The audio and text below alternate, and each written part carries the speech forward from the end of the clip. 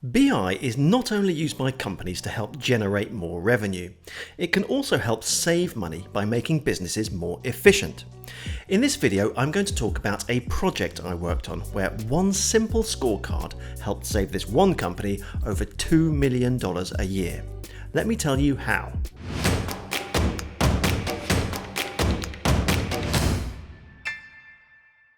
Hello and welcome to Vitamin BI, bringing you business intelligence for beginners and beyond. My name's Adam, and on this channel I help you do more with data. So if you're new here, do think about subscribing and hit that bell so you don't miss any uploads. And please do like the video if you find it useful. Comments welcome too. So in a recent community poll, I asked you what content you'd like to see more of, and the top request was BI project case studies. This will be the first of many, hopefully. The title of this video is quite clickbaity, and full disclaimer, the $2 million figure is a back-of-the-napkin calculation that, although I'd imagine is fairly accurate, I don't have an actual figure. So this is going to be a case study, and I'll talk about the project requirements and objectives, the data setup, what the challenges were, how we overcame those challenges, and what benefits were gained by the client on the successful completion of the project. Now, client privacy is something I take very seriously, so I won't be revealing anything that would identify who the client was, which country the project was done in, etc. I'll try and keep things as anonymous as possible while also making sure that everything makes sense and you're learning about a real BI project. Let's just say that the client was a multinational beverage company. Okay, let's jump in.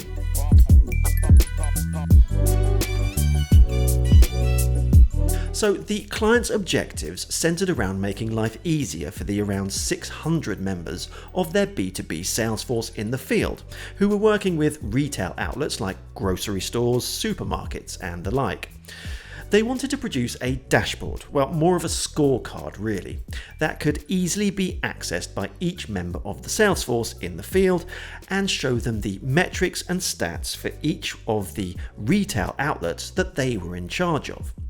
This would make it much easier for the salesperson to see things like which of the client's different drinks brands and their variations were currently stocked, and more importantly, which ones weren't being stocked, so they could try and get the outlet to stock them.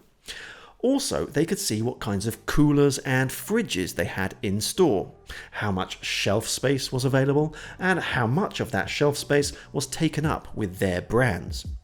They could see the goals for certain metrics and what percentage of that goal was being achieved, which in turn would allow them to focus their store visit on things that would help them more easily achieve their goals, their priorities if you like.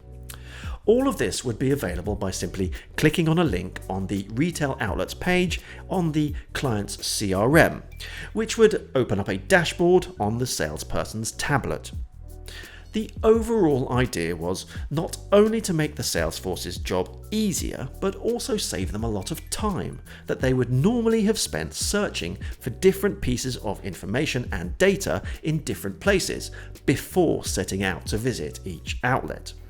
Essentially making the whole sales force much more efficient and allowing them to visit more stores in the same time it would have taken them previously.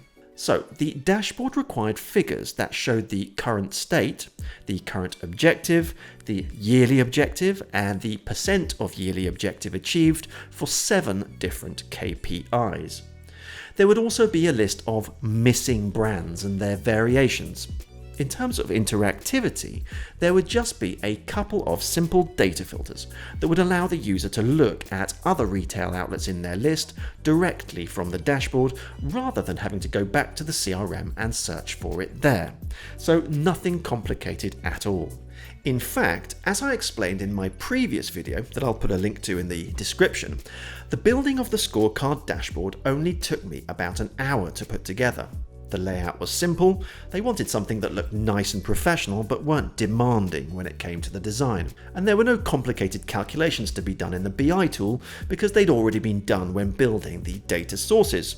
Which brings us nicely onto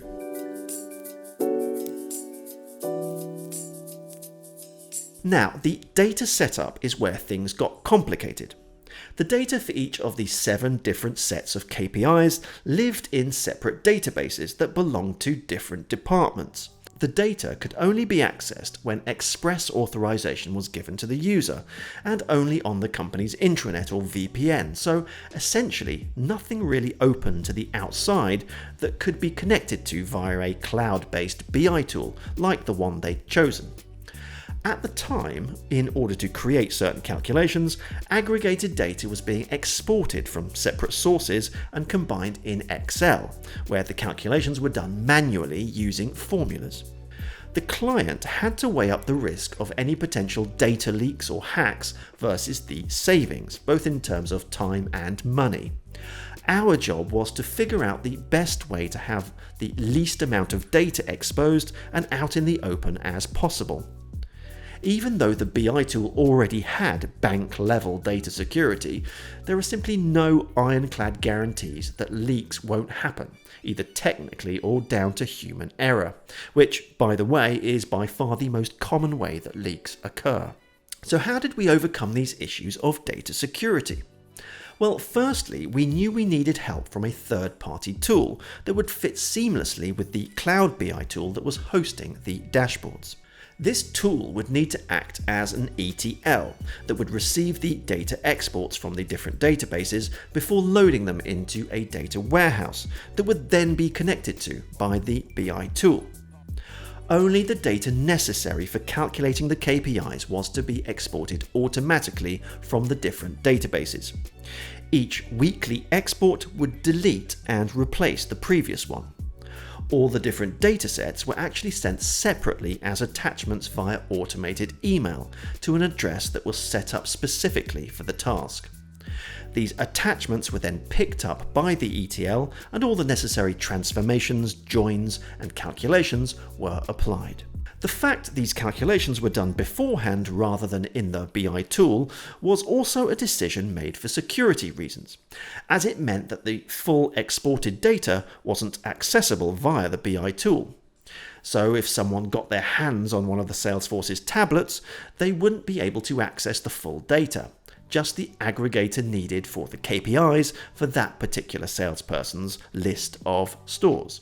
So there was a lot of time spent in the preparation speccing phase of the project that I talked about in my previous video. Because we needed to list where the data came from for each KPI and what the formulas that we used in Excel did to the data in terms of calculations, so that we could then go about translating that to SQL. It's difficult to determine accurately exactly how much time all of this took to achieve. There were around 8 to 10 people on the team working on the project, from the client, the ETL partner, and ourselves. When you have this many people that need to attend meetings in person, it can be difficult to schedule. But if memory serves, I believe we needed around 2.5 days to spec everything out. Once this had been done, the creation of the dashboard was fairly quick. But there was one more crucial requirement that needed to be addressed, and that was to secure the data for each user, each member of the Salesforce, so that they would only be able to access the KPIs for the stores in their portfolio. But the regional sales managers needed to be able to see more than one outlet at a time, so aggregated data for multiple stores to see the overall efficacy of their Salesforce. To achieve this, we used the API of the BI tool to automatically set up access for each user based on an Excel sheet that was provided by the client and updated weekly. This simple sheet contained the username and the store IDs that they should be granted access to. Finally, we needed to create a custom URL for each outlet that could be inserted as a custom field into the client's CRM. This was, in fact, very simple to do, because there was essentially only one dashboard providing hundreds of filtered views. So there was only one URL that just had the retail outlet ID appended to it. That ID lived in the CRM already, so the custom field was easily created. And that's it, a fantastic example of how a BI project isn't just all about visualizing data and building dashboards. It shows you the different moving parts, if you will, that need to all come together to make a project a success. But just how successful was the project after all?